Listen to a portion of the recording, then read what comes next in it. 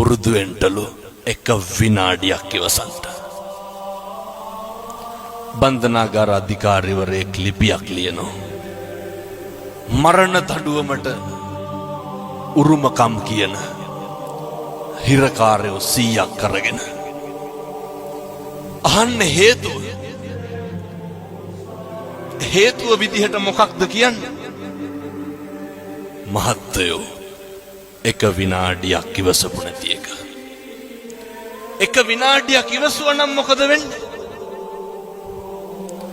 පිහියෙන් අනීද? වෙඩි තියයිද? බෙල්ල කපයිද? නැහැ. අම්මේ තාත්තේ පුරුදු වෙන්න. මේකක්වත් අපිට ඕන විදිහට වෙන්නේ නැහැ. බුදුවරු කොහොමද පැහැදිලි කරේ? අචින්තිතම්පි භවති චින්තිතම්පි විනස්සති. මේ ලෝකේ කවදාවත් හිතන දේ වෙන්නේ නැහැ.